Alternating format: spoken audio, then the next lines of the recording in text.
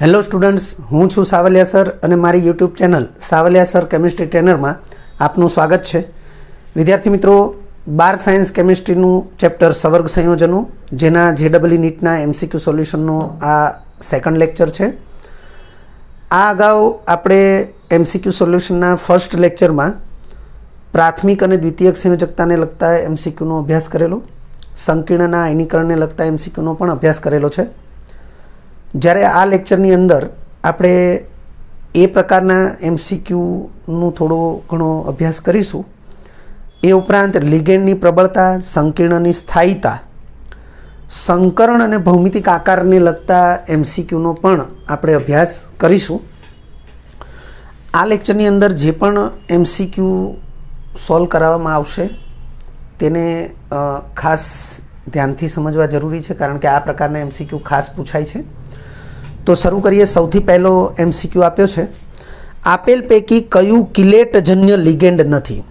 તો વિદ્યાર્થી મિત્રો, કિલેટજન્ય લિગેન્ડ એટલે કે લિગેન્ડના પ્રકારનું વર્ગીકરણ જે આપણે ભણી ચૂક્યા છીએ ટીટીએલ લેક્ચરમાં, તો એને આપણે ખાસ ધ્યાનમાં લેવું જરૂરી છે.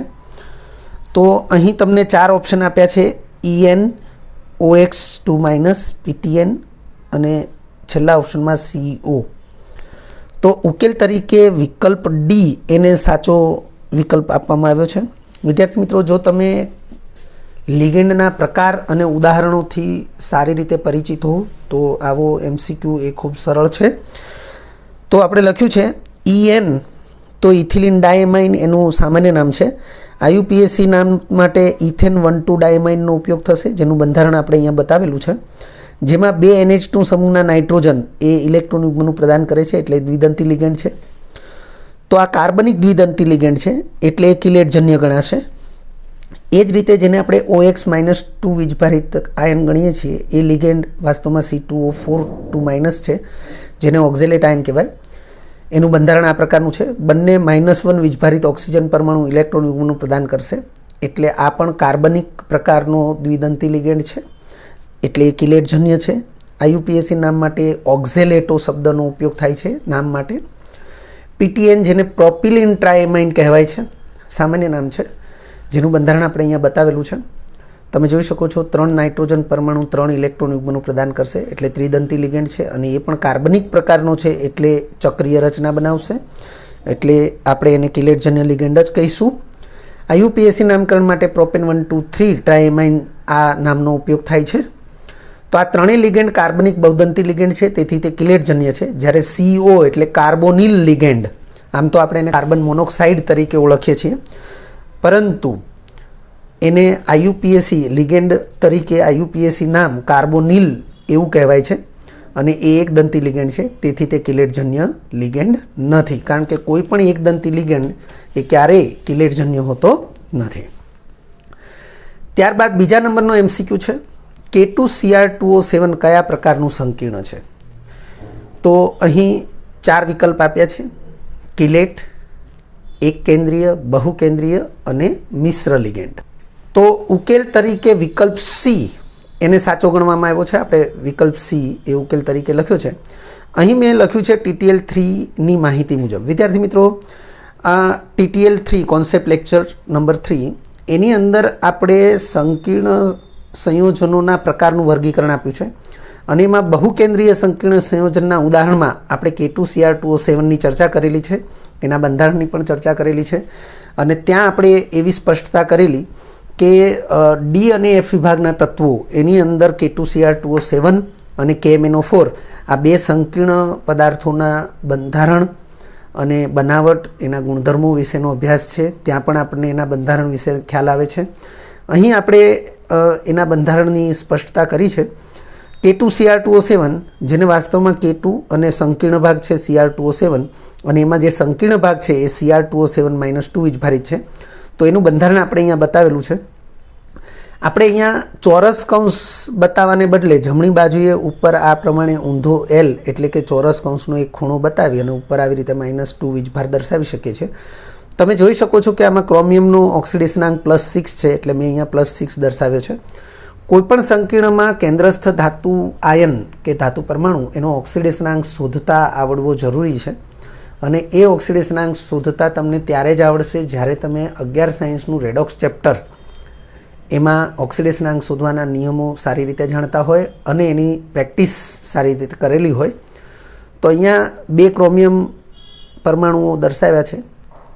જો એક જ ક્રોમિયમ પરમાણુ હોય તો આપણે એને એક કેન્દ્રીય કહી શકીએ, પરંતુ એક કરતાં વધારે તો બહુ કેન્દ્રીય કહેવાશે. અહીંયા 2 ક્રોમિયમ પરમાણુ છે. Cr+6+6 વીજભાર એના છે. 7 ઓક્સિજન છે, જે પૈકી એક ઓક્સિજન લિગેન્ડ O-2 લિગેન્ડ એ સેતુ લિગેન્ડ તરીકે વર્તશે. એની પાસેના ઇલેક્ટ્રોન યુગ્મ પૈકી એક ઇલેક્ટ્રોન યુગ્મનું પ્રદાન એક Cr+6 આયનને કરશે, બીજાનું પ્રદાન એ અન્ય Cr+6 આયનને કરશે. આ સ્થિતિમાં આ O-2 લિગેન્ડ એને બ્રિજ લિગેન્ડ એટલે કે સેતુ લિગેન્ડ તરીકે ઓળખવામાં આવે છે. કોઈપણ સ્થિતિમાં અહીં O-2 લિગેન્ડ એ એક દંતી લિગેન્ડ તરીકે જ વર્તશે. અહીં O-2 જે બ્રિજ લિગેન્ડ છે અથવા તો સેતુ લિગેન્ડ છે, એણે 2 ઇલેક્ટ્રોન યુગ્મનું પ્રદાન કર્યું છે, પરંતુ કોઈ એક સંક્રાંતિ ધાતુ પરમાણુ કે ધાતુ આયનને એ ફક્ત એક જ ઇલેક્ટ્રોન યુગ્મનું પ્રદાન કરે છે અને તેથી બ્રિજ લિગેન્ડ હોવા છતાં પણ તે એક દંતી જ ગણાશે. અહીં આ પ્રકારના બંધારણને અનુરૂપ આપણને ખ્યાલ આવે છે કે સંકીર્ણ ભાગ એમાં કેન્દ્ર સ્થાને 2 ધાતુ પરમાણુ હોવાથી તે બહુ કેન્દ્રીય પ્રકારનું સંકીર્ણ ગણાશે. ત્યાર પછીનો 3જા નંબરનો MCQ છે.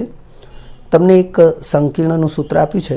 એને સંકીર્ણ ભાગની અંદર ક્રોમિયમ એ સંક્રાંતિ ધાતુ પરમાણુ અથવા કેન્દ્રસ્થ ધાતુ આયન છે. NH3 એક દંતી એવા 2 લિગેન્ડ છે અને CO3-2 એવા 2 લિગેન્ડ છે. CO3-2 એ દ્વિદંતી લિગેન્ડ છે. વિદ્યાર્થી મિત્રો, લિગેન્ડના પ્રકારથી સારી રીતે પરિચિત હોવા જરૂરી છે. તો આ સંકીર્ણ જે છે એ સંકીર્ણમાં મધ્યસ્થ ધાતુ આયનની પ્રાથમિક સંયોજકતા, દ્વિતીયક સંયોજકતા, ડી કક્ષકમાં અયુગ્મિત ઇલેક્ટ્રોનની સંખ્યા તેમજ વિયોજનથી મળતી આયનોની કુલ સંખ્યા અનુક્રમે કેટલી હોય. તો તમે જોઈ શકો છો કે એક જ પ્રશ્નની અંદર તમને 4 બાબતોની માહિતી માગેલી. આ પ્રકારના MCQ જ્યારે પરીક્ષામાં પૂછાય ત્યારે એ થોડો વધારે સમય માગી લેતા હોય છે, પરંતુ જો તમે ખૂબ સારી રીતે પ્રેક્ટિસ કરેલી હોય તો ખૂબ જ ઓછા સમયમાં અથવા મર્યાદિત સમયમાં તમે આવા પ્રશ્નોને પણ ઉકેલી શકો છો. તો અહીં તમને 4 વિકલ્પ આપ્યા છે. ચારે ચાર વિકલ્પની અંદર તમને 4 ડિજિટ આપેલી છે, તમે જોઈ શકો છો. એમાં પ્રથમ અંક જે છે એ મધ્યસ્થ ધાતુ આયનની પ્રાથમિક સંયોજકતા દર્શાવે છે. દ્વિતીય અંક છે એ દ્વિતીયક સંયોજકતા દર્શાવે છે. તૃતીય અંક જે છે એ ડી કક્ષકમાં યુગ્મિત ઇલેક્ટ્રોનની સંખ્યા દર્શાવે છે. અને ચતુર્થ અંક જે છે એ વિયોજનથી મળતી એટલે કે આ જે સંકીર્ણ આપ્યો છે એનું વિયોજન થાય જલીય દ્રાવણમાં તો વિયોજનથી મળતી આયનોની કુલ સંખ્યા દર્શાવે છે. તો વિદ્યાર્થી મિત્રો, આપણા માટે જે સૌથી સહેલું છે વિચારી શકાય એવું એ વિયોજનથી મળતી આયનોની કુલ સંખ્યા છે. તો તમે જોઈ શકો છો અહીંયા ચોરસ કૌંસ અને ચોરસ કૌંસની બહાર આયનીય ક્ષેત્ર જે છે એમાં તમને ફક્ત એક જ Na+ આયન આપ્યો છે. એટલે આ સંકીર્ણનું જલીય દ્રાવણમાં વિયોજન થશે તો ફક્ત ને ફક્ત 2 જ આયનો પ્રાપ્ત થશે. એટલે વિયોજનથી મળતી આયનોની કુલ સંખ્યા 2 થશે. તો છેલ્લો આંક 2 હોય એવા 3 ઓપ્શન છે.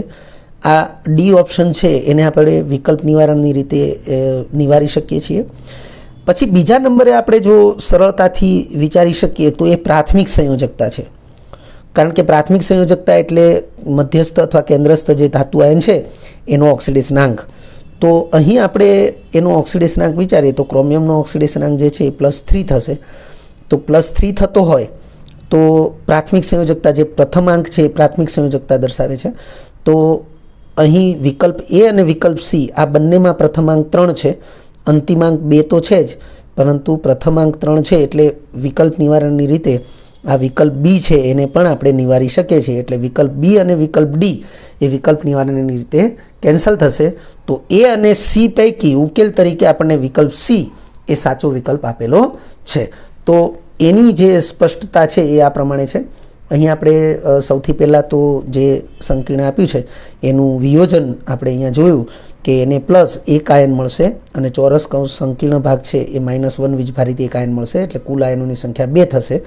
એટલે આપણને જે છેલ્લો વિયોજનથી મળતી આયનોની કુલ સંખ્યાવાળો જે ભાગ છે એનો જવાબ 2 મળે છે. ત્યારબાદ NH3 લિગેન્ડ જે છે એ 2 પ્રકારના છે. NH3 એકદંતી તટસ્થ લિગેન્ડ છે. જે એકદંતી લિગેન્ડ છે એ ફક્ત એક જ ઇલેક્ટ્રોન યુગ્મનું પ્રદાન કરશે. લિગેન્ડ તટસ્થ છે એટલે લિગેન્ડનો વીજભાર શૂન્ય થશે.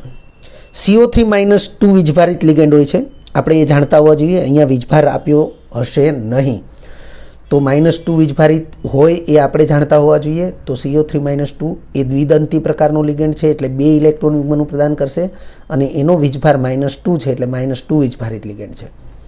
આથી જો ક્રોમિયમનો ઓક્સિડેશનાંક, જેને આપણે પ્રાથમિક સંયોજકતા કહીએ છીએ, કારણ કે આમાં પ્રાથમિક સંયોજકતા પ્રશ્નમાં પૂછેલી છે, તો જો ક્રોમિયમનો ઓક્સિડેશનાંક x ધારી લઈએ આપણે, તો આ જે સંકીર્ણ ભાગ છે, સંકીર્ણ ભાગ એના જ માટે આપણે કુલ ઓક્સિડેશનાંકની ગણતરી કરીએ.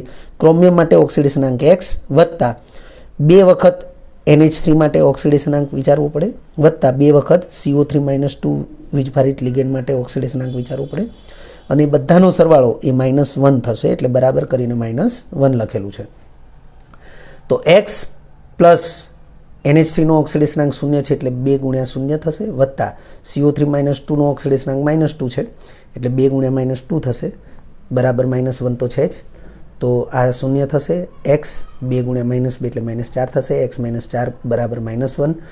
તો x બરાબર -4 જમણી બાજુ આવે એટલે +4 થાય. +4 - 1 એટલે જવાબ +3 આવશે, જે પ્રાથમિક સંયોજકતા છે. તો +3માં પ્રાથમિક સંયોજકતા ધરાવતા A અને C વિકલ્પ છે, આપણે હમણાં સમજાવ્યું એ પ્રમાણે, અને આયનોની કુલ સંખ્યા 2 છે. હવે આગળ વધીએ. એકદંતી NH3 લિગેન્ડ છે, આપણે અહીંયા લખ્યું છે, જે એક જ ઇલેક્ટ્રોન યુગ્મનું પ્રદાન કરશે, પરંતુ તમે જોઈ શકો છો કે NH3ની સંખ્યા 2 છે એટલે 2 ઇલેક્ટ્રોન યુગ્મ NH3 લિગેન્ડથી પ્રાપ્ત થયા હશે.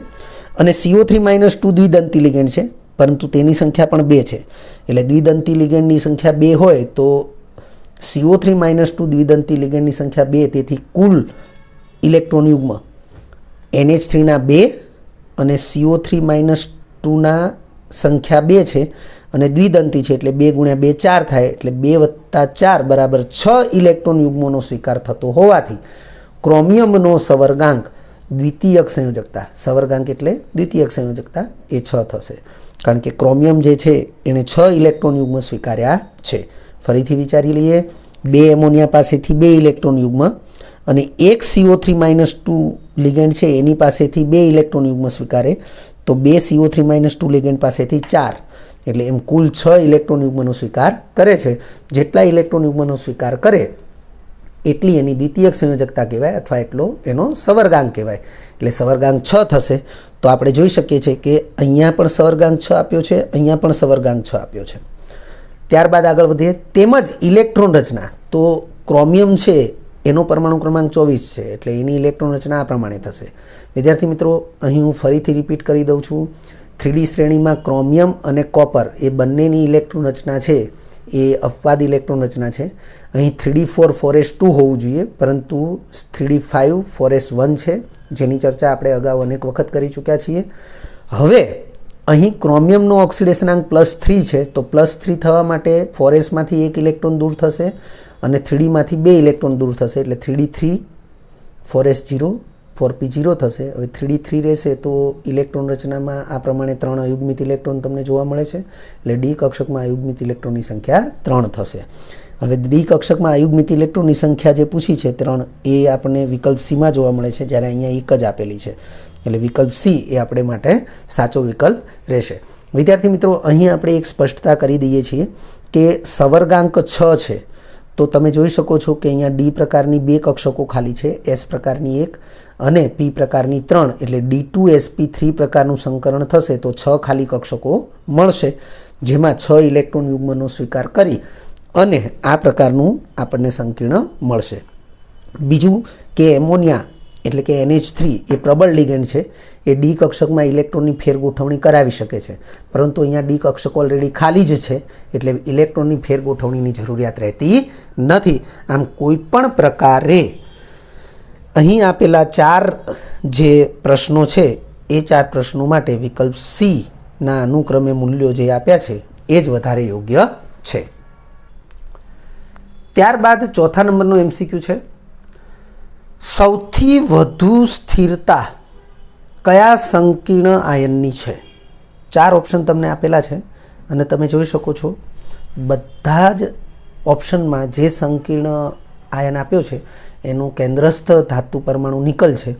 અને જો તમે નિકલના ઓક્સિડેશન આંકને ધ્યાનમાં લઈએ તો ઓક્સિડેશન આંક પણ +2 જ સમાન જોવા મળે છે.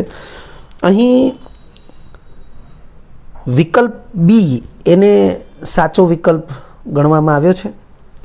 વિદ્યાર્થી મિત્રો, અહીં કૌંસની અંદર મેં TTL5 મુજબ એવું લખ્યું છે. તો TTL5 એટલે કે કોન્સેપ્ટ લેક્ચર TTL5 અને TTL6 એની અંદર આપણે સંકીર્ણની સ્થાયીતા, લિગેન્ડની પ્રબળતા અને ડી કક્ષકમાં ઇલેક્ટ્રોનની ફેરગોઠવણી આ બધી જ બાબતોની ચર્ચા આપણે કરેલી છે. તો TTL5 અને TTL6 એનું રિપીટેશન કરી લેવું જરૂરી છે. અહીં શા માટે વિકલ્પ બી યોગ્ય છે એની ચર્ચા આપણે કરી રહ્યા છીએ. આપેલ બધા જ સંકીર્ણમાં કેન્દ્રસ્થ ધાતુ આયન Ni+2 છે. અર્થ કે નિકલ તો છે જ, પરંતુ એનો વીજભાર +2 એ પણ કોમન છે. તેમજ બધામાં સવર્ગાંક 4 છે, એ પણ તમે જોઈ શકો છો. NH3 એક દંતી લિગેન્ડ છે, Cl એક દંતી, Cl-, Cn- એક દંતી, H2O તટસ્થ લિગેન્ડ એક દંતી, અને બધામાં સંખ્યા 4 છે એટલે સવર્ગાંક 4 છે. એટલે બધી જ બાબતો સરખી છે.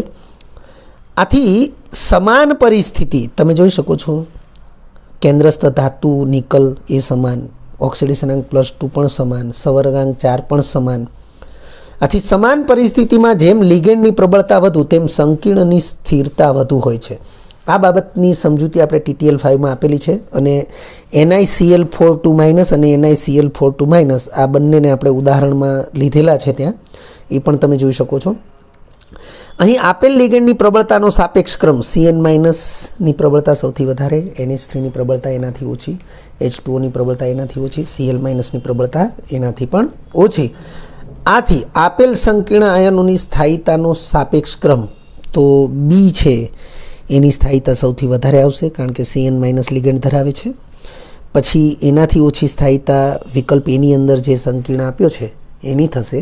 એનાથી ઓછી સ્થાયીતા એ વિકલ્પ ડીની અંદર જે સંકીર્ણ આપ્યો છે એની થશે. સૌથી ઓછી સ્થાયીતા વિકલ્પ સીની અંદર જે સંકીર્ણ આપ્યો છે એની થશે. આમ સૌથી વધુ સ્થાયી સંકીર્ણ આયન એ વિકલ્પ બીમાં જે આપ્યો છે એની થશે. ત્યારબાદ 5મો MCQ છે, આપેલ પૈકી સૌથી વધુ સ્થાયી સંકીર્ણ કયું હોય? તો અહીં પણ તમને 4 સંકીર્ણ આપ્યા છે, ઉપરના જેવો જ MCQ.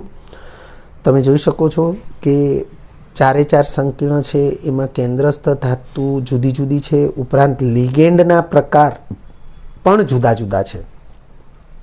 અહીં ઉકેલ તરીકે વિકલ્પ ડી એને સાચો ગણવામાં આવ્યો છે.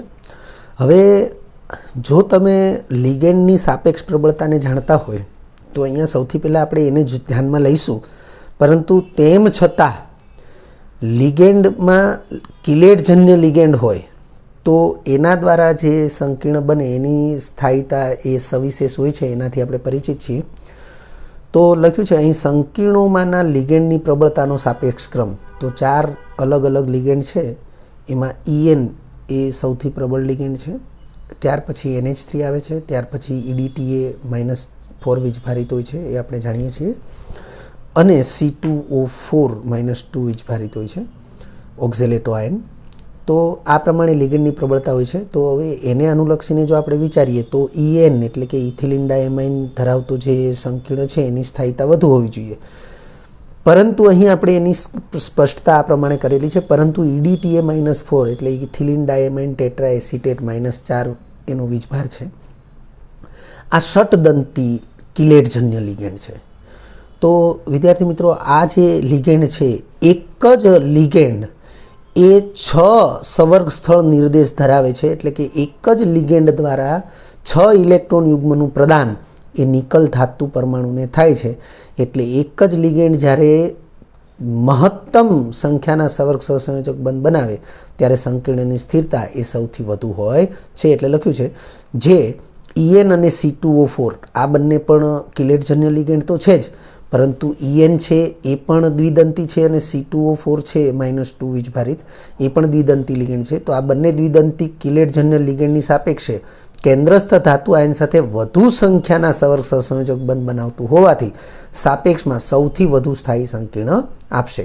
એટલે તમે જોઈ શકો છો NH3 એકદંતી છે, EN અને C2O4 -2 એ દ્વિદંતી છે, જ્યારે EDT એ ષટદંતી છે. એટલે 6 સંવર્ગ સહસંયોજક બંધ બનાવશે એટલે વધુ સ્થાયી સંકીર્ણ બનાવે છે, અને તેથી વિકલ્પ ડીમાં જે સંકીર્ણ આપ્યું છે એ સંકીર્ણ એ સાપેક્ષમાં સૌથી વધુ સ્થાયી હોય. ત્યાર પછી 6થા નંબરનો MCQ છે, સંક્રાંતિ તત્વો સરળતાથી સંકીર્ણ સંયોજનો બનાવે છે, જેના માટે નીચેના પૈકી કઈ બાબતો જવાબદાર છે તે જણાવો. તમને 3 બાબતો આપી છે. પહેલી, તેના ધન આયનોનું કદ નાનું હોય છે. બીજી, તેઓના ઓક્સિડેશન આંકમાં વિવિધતા જોવા મળે છે. ત્રીજી, તેઓની ડી કક્ષકો ખાલી હોય છે. હવે વિદ્યાર્થી મિત્રો, સંક્રાંતિ તત્વો સરળતાથી સંકીર્ણ સંયોજનો બનાવે છે આ બાબતની ચર્ચા અથવા આ બાબતને લગતો MCQ એ આપણે MCQ સોલ્યુશન લેક્ચર નંબર 1માં સૌથી પહેલો જે MCQ સોલ્વ કર્યો એની અંદર આપણે એની ચર્ચા કરેલી છે, અને ત્યાં આપણે અન્ય કોઈ પણ વિભાગના જે તત્વો છે S, P અને F એની સાપેક્ષે ડી વિભાગના તત્વો એટલે સંક્રાંતિ તત્વો એ સંકીર્ણ સંયોજનો બનાવવાની મહત્તમ લાક્ષણિકતા ધરાવે છે એની ચર્ચા આપણે કરેલી છે, ને એના માટે આપણે 5 કારણો એ ત્યાં દર્શાવેલા છે. તો MCQ સોલ્યુશન લેક્ચર નંબર 1 એને રિવાઇઝ કરી લેવો જરૂરી છે.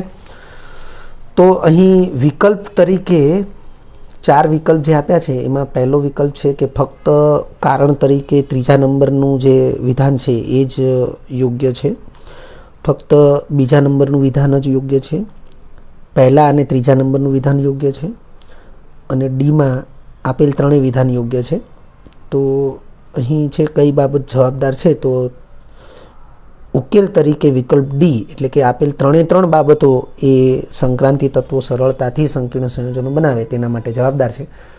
તો વિદ્યાર્થી મિત્રો, મેં અહીં MSL 1 એટલે કે MCQ સોલ્યુશન લેક્ચર નંબર 1 એમાં MCQ 1 મુજબ એવું મેં લખી દીધું છે.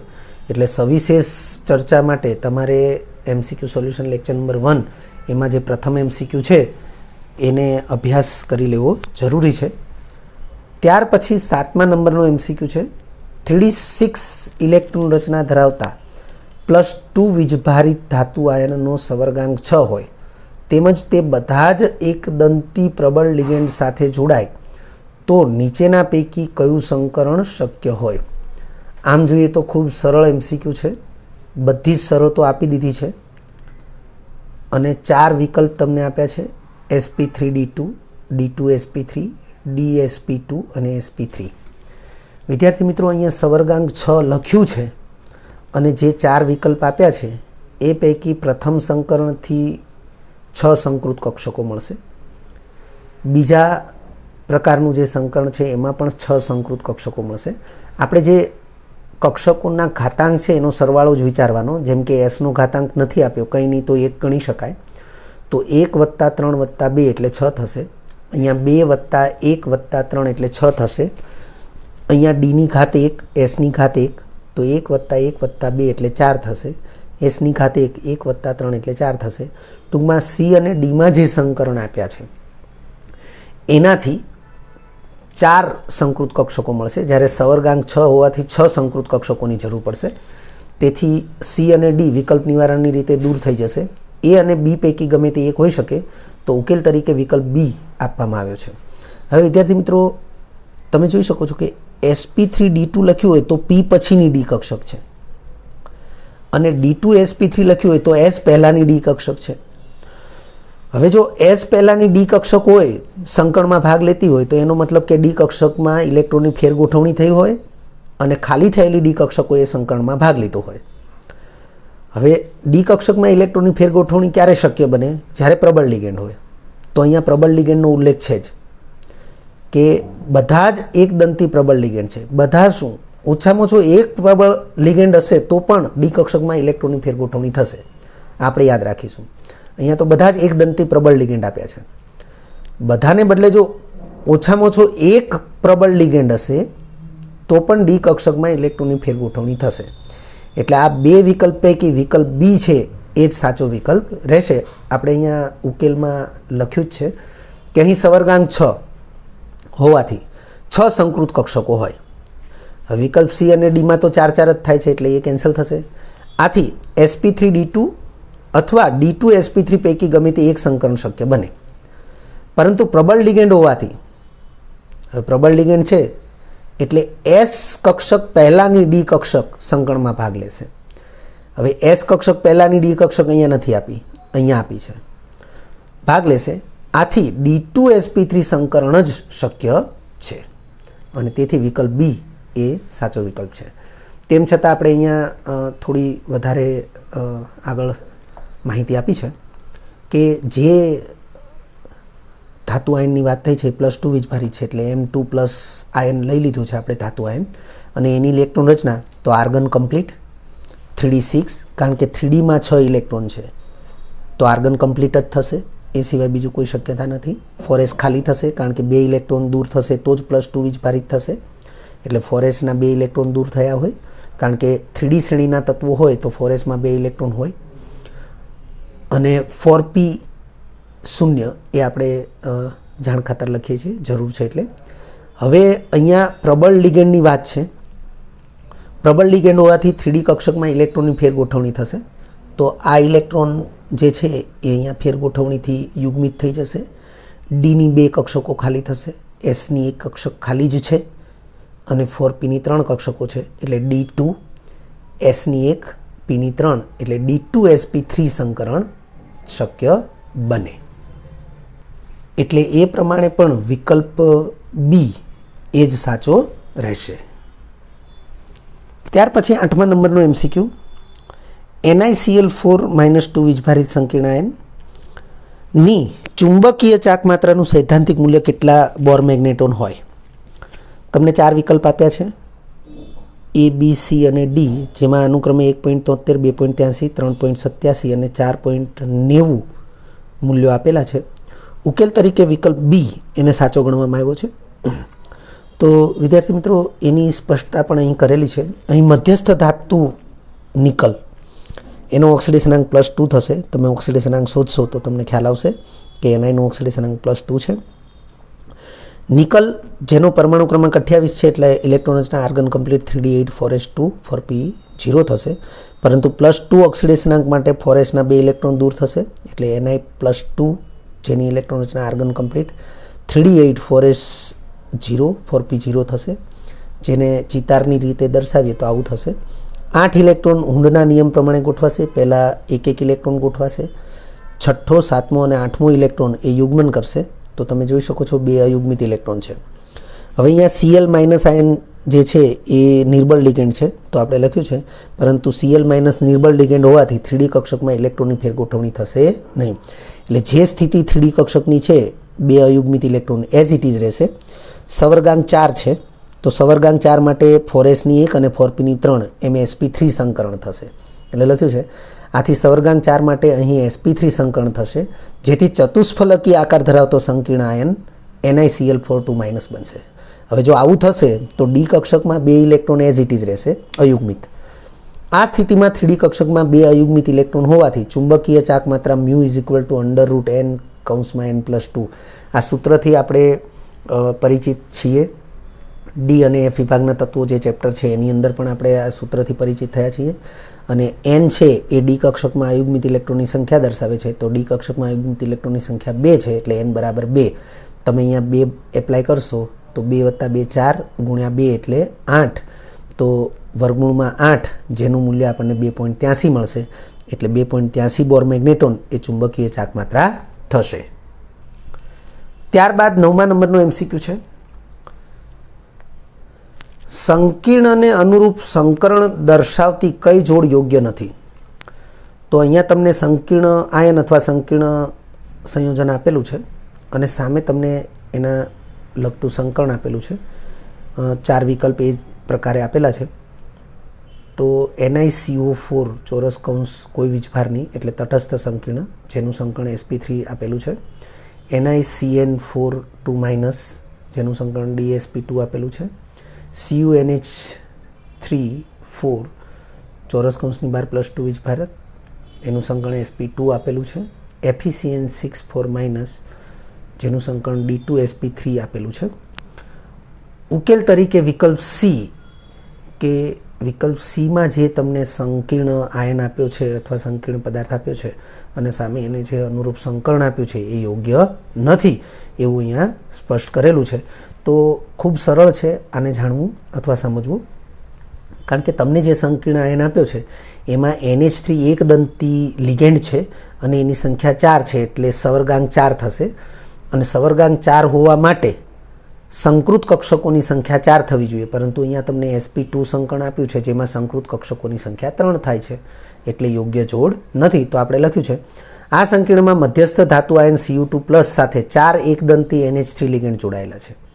આથી સવર્ગાંક 4 થશે જેને અનુરૂપ 4 સંકૃત કક્ષકો હોવી જોઈએ, પરંતુ sp2 સંકરણથી 3 સંકૃત કક્ષકો મળશે અને તેથી વિકલ્પ Cમાં જે આપેલી છે જોડ એ યોગ્ય નથી અને બાકીના જે છે એમાં જોડ યોગ્ય છે, કારણ કે CO એકદંતી લિગેન્ડ છે અને એની સંખ્યા 4 એટલે સવર્ગાંક 4 થશે અને sp3 સંકરણથી 4 સંકૃત કક્ષકો મળશે એટલે આ જોડ યોગ્ય છે.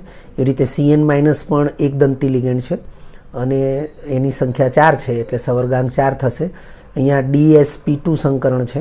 વિદ્યાર્થી મિત્રો, આ જે સંકરણ કઈ રીતે આવે તો TTL 6માં આપણે આ સમજાવેલું છે, વિકલ્પ એની અંદરનું જે સંકરણ છે એ, પછી TTL 5ની અંદર વિકલ્પ બીનું સંકરણ છે એ સમજાવેલું છે. એટલે તમે આગળના TTL લેક્ચરનો અભ્યાસ કરશો તો તમને ખ્યાલ આવશે કે આ સંકરણ યોગ્ય છે.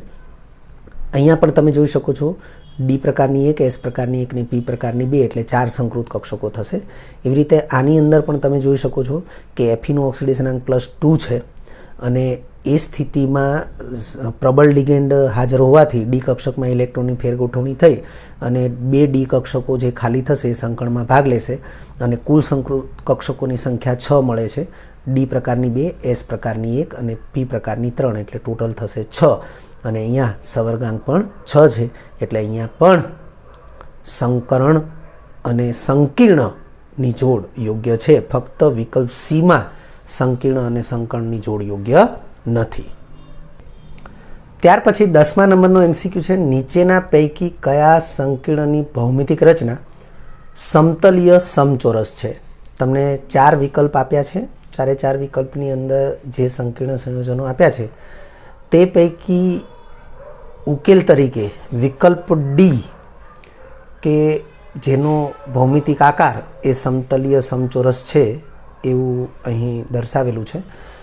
વિદ્યાર્થી મિત્રો, ખૂબ જ સહેલું છે આમ તો સમજવું અને આ જે MCQ છે એને લગતો એક પ્રશ્ન એક લાસ્ટ TTL 6ની કોમેન્ટમાં કોઈ વિદ્યાર્થી છે પંચાલ વિવેક કરીને એણે પૂછેલો છે અને મેં એનો રિપ્લાય આપેલો છે કે નેક્સ્ટ MCQ સોલ્યુશન લેક્ચરમાં એનો ઉકેલ મળી જશે.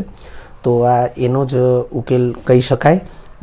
બસ એ પ્રશ્ન એવી રીતે પૂછવામાં આવ્યો હતો કે NiNH3 Cl2 એ સંકીર્ણનો ભૌમિતિક આકાર કયો હશે એમ.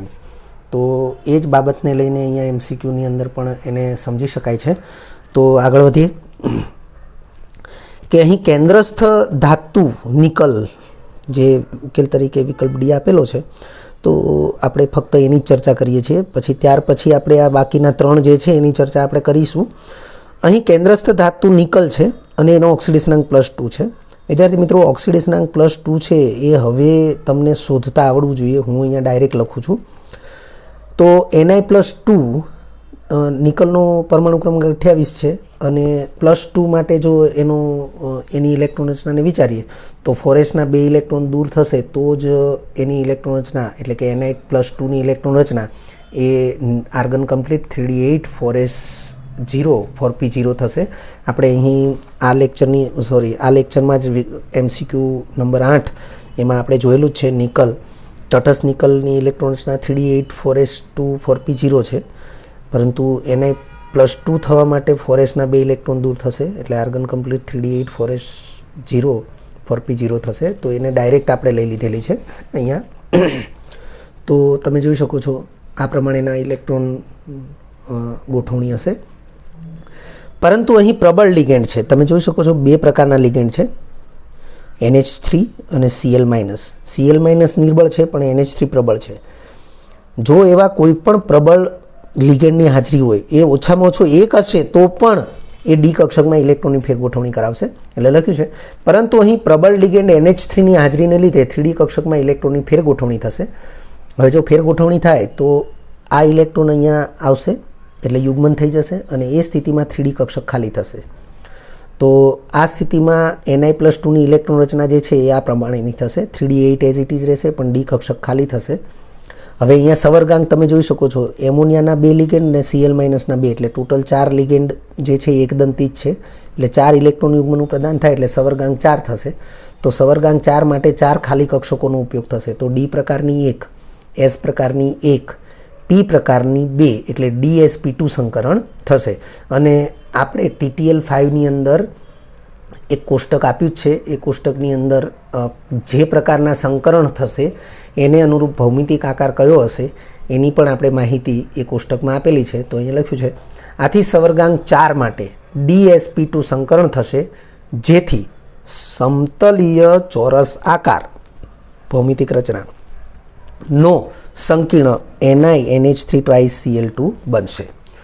તો કોમેન્ટમાં જે પ્રશ્ન પૂછવામાં આવ્યો હતો એનો જવાબ છે કે NiNH3 2Cl2 સંકીર્ણનો આકાર એ સમતલીય ચોરસ થશે અને એના કારણ સાથે આપણે આ ચર્ચા કરેલી છે. અને નોંધમાં આપણે બીજી બાબત સ્પષ્ટ કરીએ છીએ, જેમ કે વિકલ્પ A છે એમાં KMnO4 છે એ સંકીર્ણમાં Mnનો ઓક્સિડેશનાંક +7 છે અને એમાં સંકરણ D3S જોવા મળશે કારણ કે Mn +7 થશે એટલે Dની 5 કક્ષકો ખાલી થઈ જશે અને D3S પ્રકારનું સંકરણ થશે. કારણ કે 5 કક્ષકો ખાલી હોય પરંતુ સંકરણ માટે 2 ભિન્ન કક્ષકો જે પાસેની હશે એનો જ ઉપયોગ થશે અને સવર્ગાંક 4 છે એટલે D3S પ્રકારનું સંકરણ થશે જે નવા પ્રકારનું છે. અને આ સંકરણની સમજૂતી જે છે એ સ્ફટિક ક્ષેત્ર વિપાટન જે સિદ્ધાંત છે એના આધારે સમજાવી શકાયું છે. એટલે લખ્યું છે કે D3S સંકરણ હોય છે તેમજ તેનો આકાર પણ સમચતુષ્ફલકી હોય છે. sp3 સંકરણ અને D3S સંકરણ આ બંને સંકરણ માટે આકાર સમચતુષ્ફલકીય થશે એવું આપણે યાદ રાખીશું. પછી B તો K4NiCN4. તો વિદ્યાર્થી મિત્રો આ સંકીર્ણમાં કેન્દ્રસ્થ ધાતુ નિકલનો ઓક્સિડેશનાંક 0 છે. TTL6માં મેં સમજૂતી આપેલી છે અને એ TTL6માં જે સમજૂતી આપેલી છે એમાં સૌથી છેલ્લે મેં એક્સ્ટ્રા ઉદાહરણ કરીને મેં આ સંકીર્ણનો ઉલ્લેખ કર્યો છે અન્ય ઉદાહરણ કરીને અને એ સંકીર્ણ K4NiCN4 જ છે એટલે એ ધ્યાનમાં રાખીશું આપણે. અને મેં તમને ત્યારે પણ કીધેલું TTL6માં કે આ જે સંકીર્ણ છે એના માટે ઉપર મુજબની સમજૂતી એ તમે જાતે તમે સમજી શકો છો અને તમારે પ્રયત્ન કરી લેવો જોઈએ. તો અહીંયા આપણે લખ્યું છે કે અહીં Cn- પ્રબળ લિગેન્ડ હોવાથી પ્રથમ 3D કક્ષકમાં અને ત્યારબાદ S અને D કક્ષક વચ્ચે ઇલેક્ટ્રોનની ફેરગોઠવણી થશે. તો TTL6ને જો તમે ધ્યાનથી સમજશો તો તમને આ બાબત સમજાઈ જશે. અને તેથી sp3 સંકરણ જ થશે એટલે આમાં પણ sp3 સંકરણ થશે તો આકાર એ સમચતુષ્ફલકી આકાર બનશે. અને વિકલ્પ C તો વિકલ્પ Cમાં જે K2COCl4 આપ્યું છે એમાં કોબાલ્ટ એનો ઓક્સિડેશનાંક +2 થશે. હવે +2 સ્થિતિમાં એની ઇલેક્ટ્રોન રચના argon complete 3d7 4s0 4p0 થશે. પરંતુ Cl- નિર્બળ લિગેન્ડ છે એટલે ડી કક્ષકમાં ઇલેક્ટ્રોનની ફેરગોઠવણી થશે નહીં અને ઇલેક્ટ્રોનની ફેરગોઠવણી ન થવાને લીધે ડી કક્ષક ખાલી નહીં થાય અને ખાલી ન થવાથી એ સંકળમાં ભાગ લેશે નહીં અને એ સ્થિતિમાં એસ અને પી કક્ષકો સંકળમાં ભાગ લેશે એટલે લખ્યું છે. પરંતુ સીએલ માઇનસ નિર્બળ લિગેન્ડ હોવાથી 3D કક્ષકમાં ઇલેક્ટ્રોનની ફેરગોઠવણી થશે નહીં, જેથી sp3 સંકળ થવાથી સમચતુષ્ફલકીય આકારનો સંકીર્ણ બનશે. એટલે કે અહીં એ બી અને સી આ 3 વિકલ્પમાં જે સંકીર્ણ આપ્યા છે એ ત્રણે ત્રણ એ સમચતુષ્ફલકીય આકારના છે, જ્યારે ફક્ત ને ફક્ત વિકલ્પ ડીમાં જે સંકીર્ણ આપ્યો છે એ સમતલીય સમચોરસ આકારનો છે. વિદ્યાર્થી મિત્રો, જો તમને આ વિડીયો લેક્ચર ગમ્યો હોય તો લાઇક આપજો, શેર કરજો અને સબસ્ક્રાઈબ પણ કરજો. અગાઉના લેક્ચરનું રિવિઝન અને પાઠ્યપુસ્તકનું વાંચન કરતા રહેજો. આ લેક્ચર અંગે કોઈ પણ ડિફિકલ્ટી હોય તો મને વોટ્સઅપ કરી શકાય. આભાર. ફરી મળીશું નવા વિડીયો લેક્ચરમાં.